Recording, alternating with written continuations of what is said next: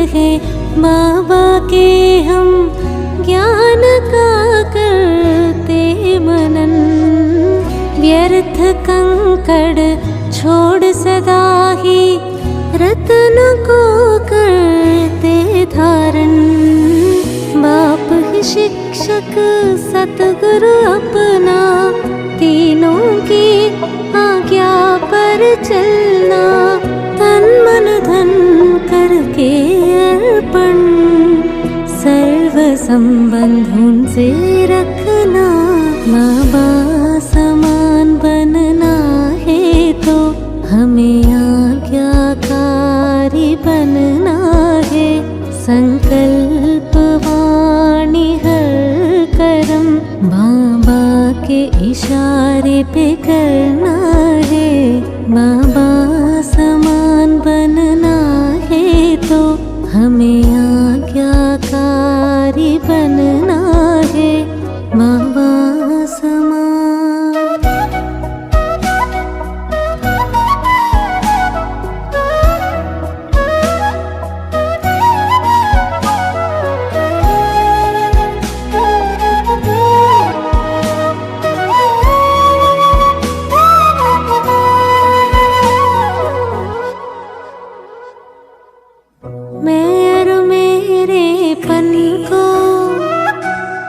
हमने त्याग दिया,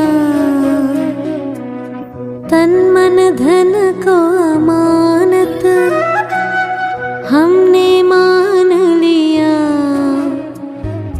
मैं और मेरेपन को हमने त्याग दिया, तन मन धन को अमानत हमने मान लिया। हम हैं आज्ञाकारी बच्चे, परमात्मा के प्यारे हैं हम। सदा समीप रहने वाले बाबा के दुलारे हम। संकल्प श्वास और समय सदा ही सफल करना है। बाबा समान बनना है तो हमें आज्ञाकारी बनना है। बाबा समान।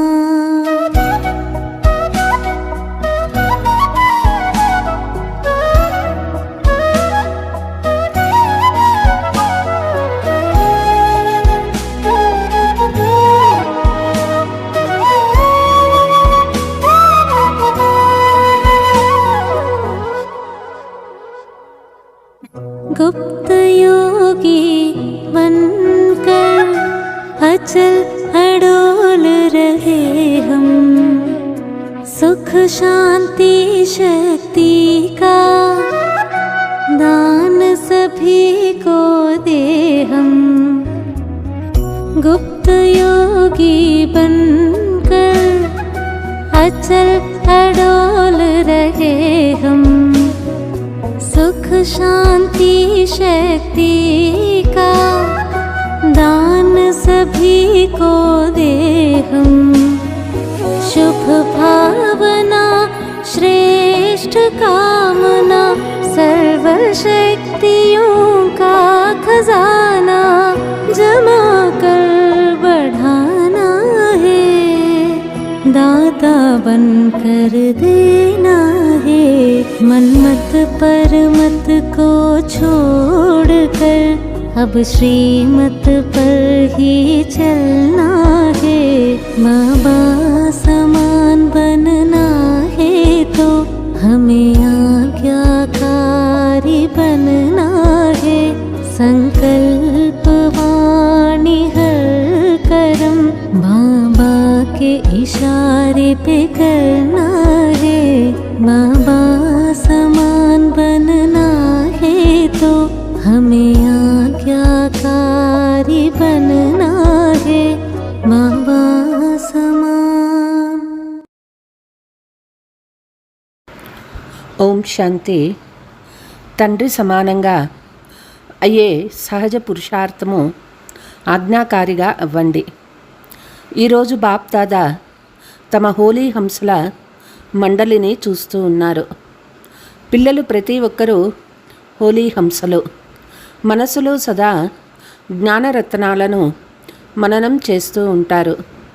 వ్యర్థమనే రాళ్లను వదలడం మరియు జ్ఞానరత్నాలను మననం చేయడమే హోలీ హంసల పని. ఒక్కొక్క రత్నము ఎంత అమూల్యమైనది.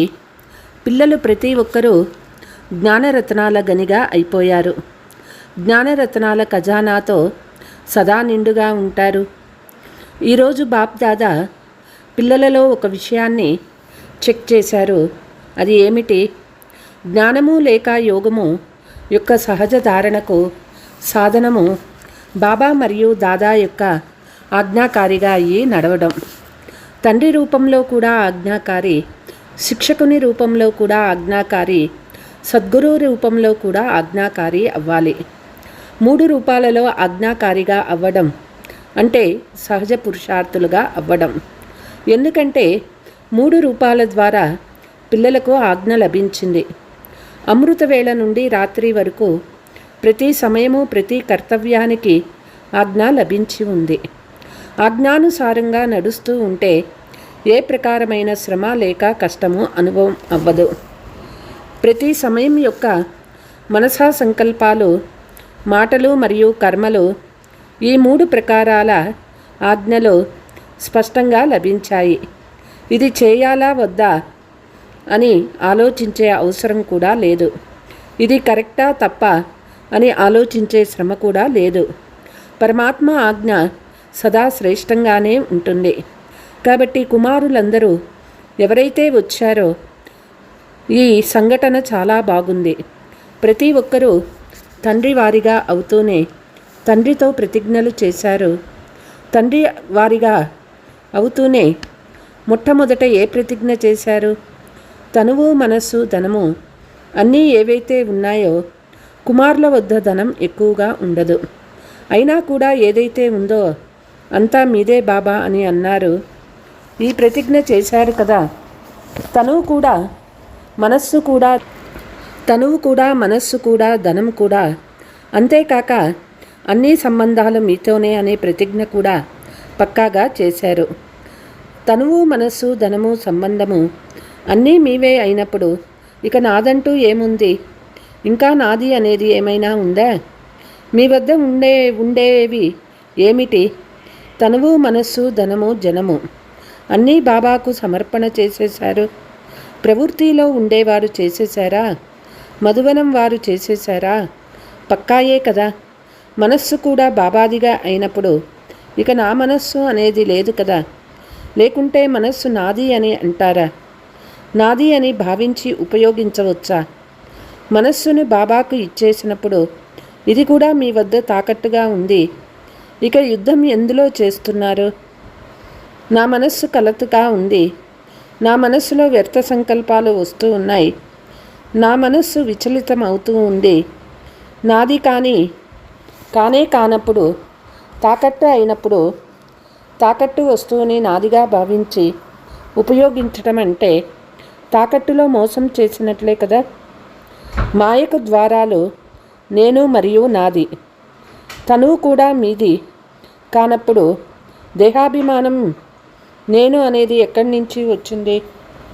మనస్సు కూడా మీది కానప్పుడు నాది అనేది ఎక్కడి నుండి వస్తుంది? నీదా లేక నాదా? నిజంగా తండ్రిదేనా? లేక కేవలం చెప్పటం వరకు కానీ చేయడం వరకు కాదా? చెప్పేందుకేమో తండ్రిది అని చెప్పి నాది అని అంగీకరిస్తూ ఉన్నారా? కేవలం మొదట ప్రతిజ్ఞను గుర్తు చేసుకోండి. దేహాభిమానం యొక్క నేను నాది అనేది ఉండరాదు. తనువును కూడా తాకట్టుగా భావించండి. మనస్సును కూడా తాకట్టుగా భావించండి. తండ్రి ఆజ్ఞ ఉంది. ఇక శ్రమ చేయవలసిన అవసరమేముంది? ఏ బలహీనత అయినా నేను మరియు నాది ఈ 2 శబ్దాల ద్వారానే వస్తుంది. కనుక మీ శరీరం కాదు, దేహాభిమానం యొక్క నేను కూడా లేదు. మనస్సులో ఏ సంకల్పాలు నడిచినా ఒకవేళ మీరు ఆజ్ఞాకారులైతే తండ్రి ఆజ్ఞ ఏమిటి? పాజిటివ్గా ఆలోచించండి. శుభభావన సంకల్పాలు చేయండి. వ్యర్థ సంకల్పాలు చేయండి అని తండ్రి ఏమైనా ఆజ్ఞాపించారా? లేదు. మనస్సు మీది కానప్పటికీ మీరు వ్యర్థ సంకల్పాలు చేస్తూ ఉన్నారు అంటే తండ్రి ఆజ్ఞను ప్రాక్టికల్లోకి తీసుకురానట్లే కదా. కేవలం నేను పరమాత్మ ఆజ్ఞాకారి బిడ్డను అనే ఒక మాటను గుర్తించుకోండి. ఇది తండ్రి ఆజ్ఞయా కాదా ఆలోచించండి.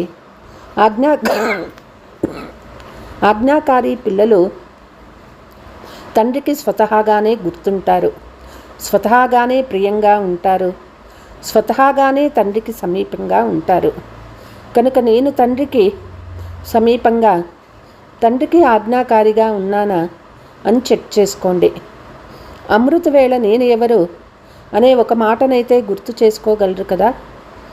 ఆజ్ఞాకారిగా నా లేక అప్పుడప్పుడు ఆజ్ఞాకారి, అప్పుడప్పుడు ఆజ్ఞను పక్కన పెట్టేస్తూ ఉన్నానా చూసుకోండి. బాబా సదా చెప్తూ ఉన్నారు, ఏ రూపంలో అయినా ఒకవేళ ఒక్క బాబా యొక్క సంబంధమే గుర్తుంటే, హృదయం నుండి బాబా అని ఉంటే అప్పుడు సమీపతను అనుభవం చేస్తారు. బాబా బాబా అనే మంత్రం వలె అనకండి. ఎలాగైతే వారు రామ రామ అంటారో మీరు కూడా బాబా బాబా అని అనకూడదు. హృదయపూర్వకంగా బాబా అని అనాలి. ప్రతి కర్మ చేసే ముందు మనస్సు కోసం, తనువు కోసం లేక ధనం కోసం బాబా ఇచ్చిన ఆజ్ఞ ఏమిటి, ఇది చెకింగ్ చేసుకోండి. కుమారుల వద్ద భలే కొంత ధనము ఉండవచ్చు, కానీ ధనం యొక్క లెక్కాచారాన్ని ఎలా ఉంచుకోవాలని బాబా చెప్పారో అలా ఉంచుకున్నారా? లేకుంటే ఎలా వస్తుందో అలా నడిపిస్తూ ఉన్నారా? ప్రతి కుమారు వాళ్ళ ధనం యొక్క లెక్కాచారాన్ని కూడా ఉంచుకోవాలి. ధనాన్ని ఎక్కడ ఎలా ఉపయోగించాలో, మనస్సును కూడా ఎక్కడ ఎలా ఉపయోగించాలో, తనువును కూడా ఎక్కడ ఎలా ఉపయోగించాలో దీని లెక్కాచారమంతా ఉండాలి. మీరు వీరికి ధారణా క్లాస్ చేస్తూ ఉన్నప్పుడు ధనాన్ని ఎలా ఉపయోగించాలో, లెక్కాచారం ఎలా ఉంచుకోవాలో అర్థం చేయిస్తారు కదా. లెక్కాచారం ఎలా ఉంచుకోవాలో, ఎలా ఉపయోగించుకోవాలో కుమారులకి తెలుసా? కొంతమంది చేతులు ఎత్తేస్తున్నారు, కొత్త వారు కూడా ఉన్నారు, వారికి తెలియదు. కనుక ఏమేం చేయాలి అని వారికి తప్పకుండా తెలిపించండి. అప్పుడు నిశ్చింతగా అయిపోతారు, భారం అనిపించదు. ఎందుకంటే కుమారులు అంటేనే లైట్, డబల్ లైట్గా అవ్వాలని మీ అందరికీ లక్ష్యం ఉంది కదా. మేము నెంబర్ 1లో రావాలని కుమారులందరికీ లక్ష్యం ఉంది కదా. కనుక లక్ష్యంతో పాటు లక్షణాలు కూడా ఉండాలి. లక్ష్యము చాలా ఉన్నతంగా ఉండాలి. లక్షణాలు లేకుంటే లక్ష్యం వరకు చేరుకోవడం కష్టము. కనుక తండ్రి ఆజ్ఞ ఏదైతే ఉందో దానిని సదా బుద్ధిలో ఉంచుకొని ఆ తర్వాత కార్యంలోకి రండి. బ్రాహ్మణ జీవితం యొక్క ముఖ్యమైన ఖజానాలు సంకల్పాలు, సమయము మరియు శ్వాస. బాప్దాదా ఇంతకుముందు వినిపించినారు, మీ శ్వాస చాలా అమూల్యమైనది. ఒక్క శ్వాస కూడా సాధారణంగా ఉండరాదు, వ్యర్థంగా పోరాదు. భక్తిలో కూడా శ్వాసలో మీ ఇష్టదేవీ దేవతల్ని స్మృతి చేయండి అంటారు. ఒక్క శ్వాస కూడా వ్యర్థంగా పోరాదు. జ్ఞాన ఖజానా, శక్తుల ఖజానా ఇవైతే ఉండనే ఉన్నాయి.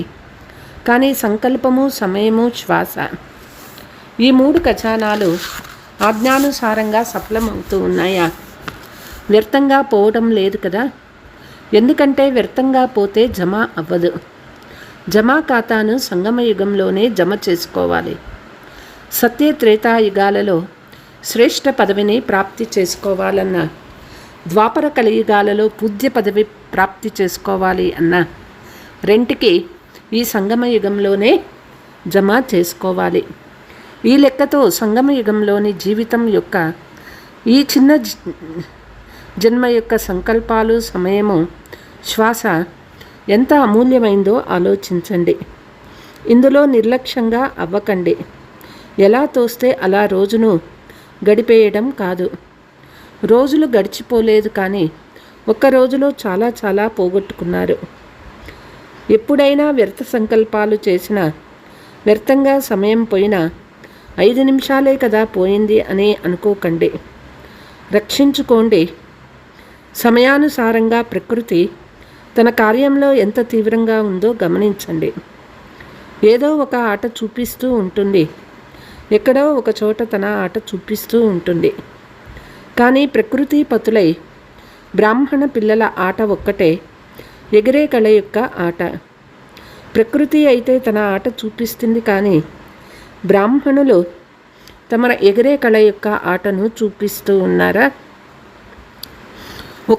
ఒరిస్సాలో వచ్చిన సముద్ర తుఫాన్ గురించి ఇలా జరిగింది కొంతమంది పిల్లలు బాపాకు సమాచారాన్ని రాసి ఇచ్చారు. ప్రకృతి యొక్క ఆటనైతే చూశారు కదా, కానీ బాప్ దాదా అడుగుతూ ఉన్నారు, మీరు కేవలం ప్రకృతి యొక్క ఆటను మాత్రమే చూశారా, లేక మీ ఎగిరే కళ యొక్క ఆటలో బిజీగా ఉండినారా, లేక కేవలం సమాచారం వింటూ ఉండినారా? అన్ని సమాచారాలు వినాల్సి వస్తుంది, కానీ సమాచారం వినడంలో ఎంత ఆసక్తి ఉంటుందో అంత ఆసక్తి ఎగిరే కళలో బిజీగా ఉండడంలో ఉందా? చాలామంది పిల్లలు గుప్త యోగులు కూడా ఉన్నారు.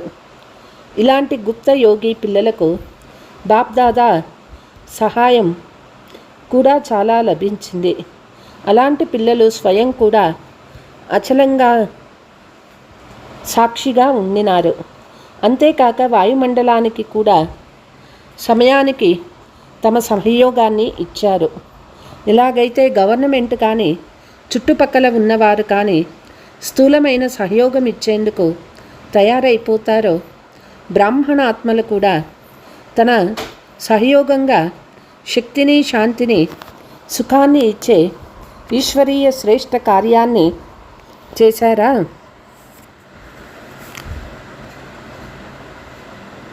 ఫలానా గవర్నమెంట్ ఇది చేసింది, ఫలానా దేశం ఇది చేసింది అని వాళ్ళు ప్రకటించుకుంటాం ప్రారంభిస్తారు కదా. అలాగే బాప్దాదా ప్రశ్నిస్తూ ఉన్నారు, బ్రాహ్మణులైన మీరు కూడా మీ కార్యం చేశారా? మీరు కూడా అలర్ట్గా ఉండాలి. స్థూలమైన సహయోగం ఇవ్వడం కూడా అవసరమే, దీనికి బాప్దాదా వద్దనరు. కానీ బ్రాహ్మణుల విశేషమైన కార్యం ఏదైతే ఉందో, మరెవ్వరూ ఇలాంటి సహయోగాన్ని ఇవ్వలేరో, అలాంటి సహయోగాన్ని మీరు అలర్ట్గా ఉండి ఇచ్చారా? ఇవ్వాలి కదా. లేకుంటే వారికి కేవలం వస్త్రాలు, ధాన్యమే ఇవ్వాలా? మొదట వారికి మానసిక శాంతి ఇవ్వాలి, ఎదుర్కొనే శక్తి కావాలి. స్థూలంతో పాటు సూక్ష్మ సహయోగాన్ని బ్రాహ్మణులు మాత్రమే ఇవ్వగలరు, మరెవ్వరూ ఇవ్వలేరు. ఇప్పుడు జరిగింది పెద్దది ఏమీ కాదు. ఇదైతే రిహార్సల్స్, అసలైనవి రానున్నాయి. వాటి రిహార్సల్స్ను తండ్రి లేక సమయం మీకు కూడా చేయిస్తున్నాయి. కనుక ఏవైతే శక్తులు, ఖజానాలు మీ వద్ద ఉన్నాయో వాటిని సమయానికి ఉపయోగించటం వస్తుందా? కుమారులు ఏం చేస్తారు? శక్తుల జమ ఉందా? శాంతి జమ అయి ఉందా? ఉపయోగించటం వస్తుందా? చేతులైతే చాలా బాగా ఎత్తుతారు. ఇప్పుడు ప్రాక్టికల్గా చూపించండి. సాక్షిగా ఉంటూ చూడాలి, వినాలి, మరి సహయోగం కూడా ఇవ్వాలి. చివర్లో అసలైనవి జరిగినప్పుడు అందులో సాక్షిగా మరియు నిర్భయంగా అయి చూడాలి. మరియు పాత్ర కూడా అభినయించాలి. ఏ పాత్ర చేయాలి? దాతా పిల్లలు, మీరు దాతలుగా అయ్యి ఆత్మకు ఏం కావాలో అవి ఇస్తూ ఉండాలి. మీరు మాస్టర్ దాతలు కదా. స్టాకు జమ చేసుకోండి. మీ వద్ద ఎంత స్టాకు ఉంటుందో అంతే దాతగా అవ్వగలరు. చివరి వరకు మీకోసమే జమ చేసుకుంటూ ఉంటే దాతగా అవ్వలేరు. అనేక జన్మలకు ఏదైతే శ్రేష్ఠ పదవి పొందాలో అది ప్రాప్తి చేసుకోలేరు. అందుకే మొదటి విషయం ఏమంటే, మీ వద్ద స్టాక్ జమ చేసుకోండి. శుభభావన శుభకామనల బండారం సదా నిండుగా ఉండాలి. రెండవది, ఏవైతే విశేషమైన శక్తులు ఉన్నాయో ఆ శక్తులను ఏ సమయంలో ఎవరికి ఏది కావాలో అది ఇవ్వగలగాలి. ఇప్పుడు సమయానుసారం కేవలం మీ పురుషార్థంలోనే సంకల్పము మరియు సమయాన్ని ఇవ్వడమే కాక దానితో పాటు దాతగా ఈ విశ్వానికి కూడా సహయోగం ఇవ్వండి. మీ పురుషార్థం కోసం వినిపించాము కదా. అమృత వేళలోనే నేను ఆజ్ఞాకారి బిడ్డను అనే సంకల్పం చేయండి. ప్రతి కర్మ కోసం ఆజ్ఞ లభించింది కదా. మేల్కొనేందుకు, నిద్రించేందుకు, తినేందుకు, కర్మయోగిగా అయ్యేందుకు ప్రతి కర్మకు ఆజ్ఞ లభించింది. ఆజ్ఞాకారిగా అవ్వడమే తండ్రి సమానంగా అవ్వడం. కేవలం శ్రీమతాన్ని అనుసరించండి, మన్మతము పరమతాన్ని కాదు. శ్రీమతంలో ఏమీ కలపరాదు. ఒకసారి మన్మతంపై ఒకసారి పరమతంపై నడుస్తూ శ్రమ చేయాల్సి ఉంటుంది. సహజంగా ఉండదు. ఎందుకంటే మన్మతము పరమతము ఎగరనివ్వదు. మన్మతము పరమతము బరువుగా చేస్తాయి, బరువు ఎగరనివ్వదు.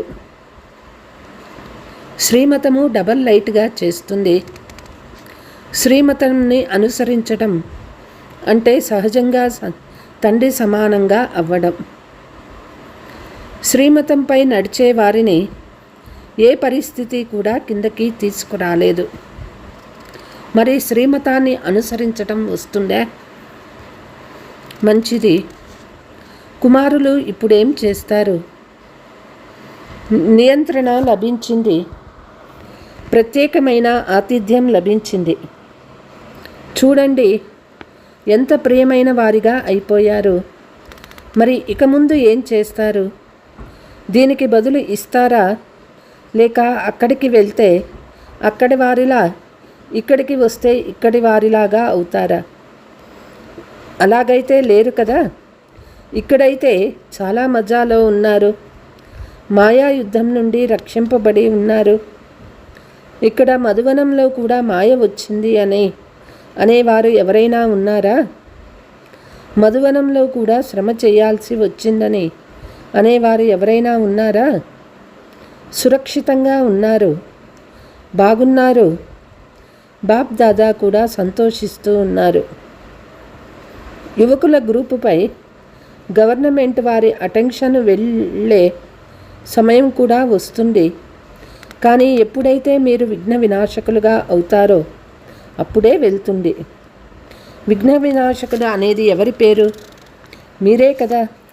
ఏ కుమారుణ్ణి ఎదిరించి ధైర్యం విఘ్నాలకి ఉండరాదు. అప్పుడే విఘ్న వినాశకులని అంటారు. విఘ్నాలు ఓడిపోవాలి కానీ యుద్ధం చేయరాదు. విఘ్న వినాశకులుగా అయ్యే ధైర్యం ఉందా? లేకుంటే అక్కడికి వెళ్ళి తర్వాత దాది చాలా మంచిగా ఉండేవాడిని కానీ ఏమైపోయిందో తెలీదు ఉత్తరం రాయరు కదా. కేవలం ఓకే చాలా బాగున్నాము, విఘ్న వినాశకగా ఉన్నాము అనే పదం రాయండి. చాలా పెద్ద ఉత్తరం రాయకండి, ఓకే అని వ్రాయండి. మధువనం వారి విశేషత కూడా బాప్దాదా వద్దకు చేరుకుంది. మధువనం వారు తమ చార్టు చూపించారు. బాప్దాదా వద్దకు చేరుకుంది. బాప్దాదా పిల్లలందరినీ ఆజ్ఞను అంగీకరించే ఆజ్ఞాకారి పిల్లలు అనే దృష్టితో చూస్తారు. విశేషమైన కార్యం లభించింది. ఎవరు రెడీగా అయ్యి చేశారు? ఇందుకు విశేషమైన శుభాకాంక్షలు ఇస్తూ ఉన్నారు. ప్రతి ఒక్కరూ తమ సమాచారాన్ని స్పష్టంగా వ్రాశారు. మీరు కూడా రిజల్ట్ చేసి క్లాస్ చేయించండి. తమ స్థితి యొక్క చార్టుని మంచిగా వ్రాశారు. బాప్దాదా అయితే శుభాకాంక్షలు ఇస్తూ ఉన్నారు. సత్యమైన హృదయంపై సత్యమైన తండ్రి రాజీ అవుతారు. అచ్చా, నలువైపులా ఉన్న బాప్దాదాకు ఆజ్ఞాకారి పిల్లలు, సదా విఘ్న వినాశక పిల్లలకు సదా శ్రీమతంపై సహజంగా నడిచేవాడు, శ్రమ నుండి ముక్తులుగా ఉండేవారు, సదా ఆనందంలో ఎగురుతూ ఇతరులను ఎగిరించేవారు, సర్వ ఖజానాల బండారంతో నిండుగా ఉండేవారు. ఈ విధంగా తండ్రికి సమీపంగా సమానంగా ఉండే పిల్లలకు చాలా చాలా ప్రియ స్మృతులు మరియు నమస్తే. కుమారులకు కూడా అందులోనూ విశేషంగా అలసిపోకుండా ఎవరు రెడీగా సదా ఎగిరే కళలో ఎగిరే వారికి బాప్ దాదా యొక్క విశేషమైన ప్రియ స్మృతులు. వరదానము.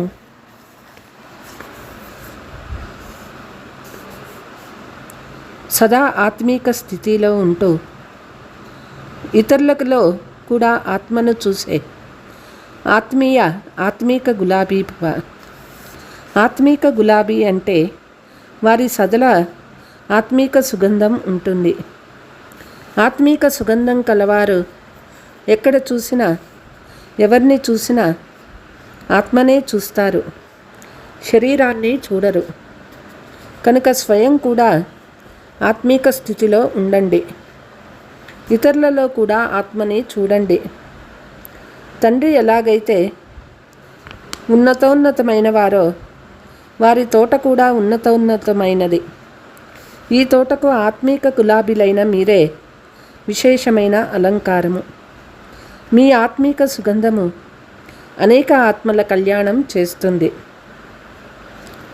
స్లోగన్. మర్యాదలను అతిక్రమించి ఎవరికైనా సుఖం ఇస్తే అది కూడా దుఃఖ ఖాతాలో జమ అవుతుంది. అచ్చా. ఓం శాంతి.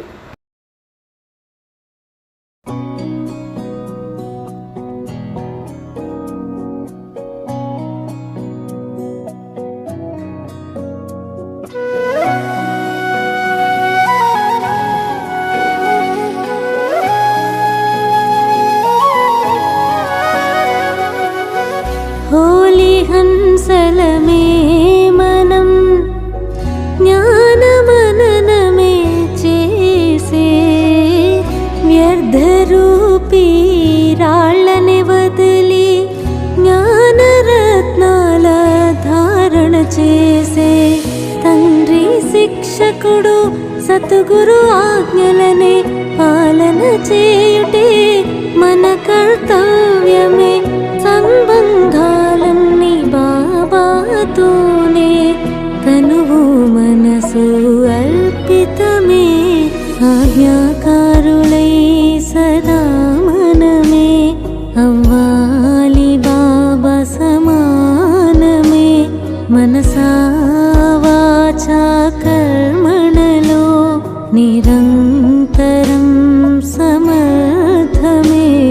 ఆజ్ఞాకారులై సదా మనమే అవ్వాలి బాబా సమానమే. బాబా సమానమే.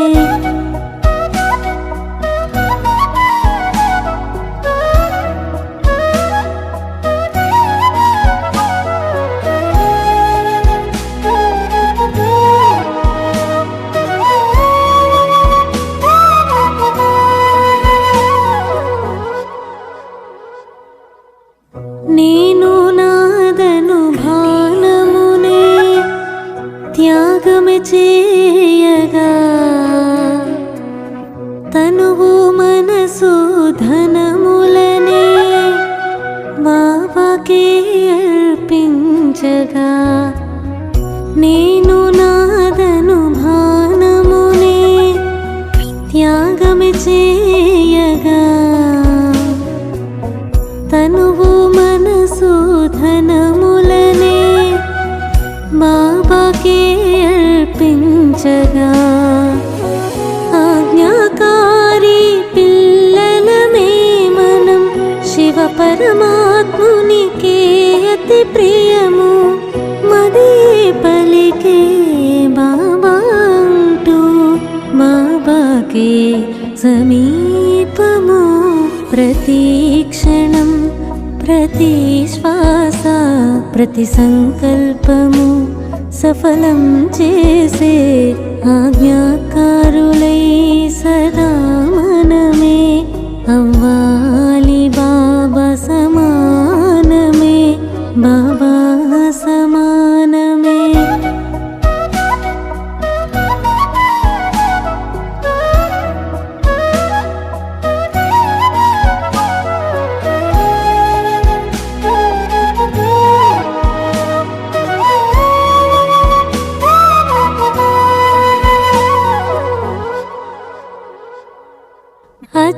అచంచలంగా సాక్షిగా గుప్తయోగి మనమే సుఖము శాంతిని శక్తులనే సర్వులకే దానం చేసే అచంచలంగా సాక్షిగా గుప్తయోగి మనమే సుఖము శాంతి శక్తులనే సర్వులకే దానం చేసే శుభ భావన శ్రేష్ఠ కామన భండారాయే సదా నిండుగా సర్వశక్తుల ఖజానాలనే విశ్వముకే దానమివ్వగా మన్మతము పరమతముని వదిలి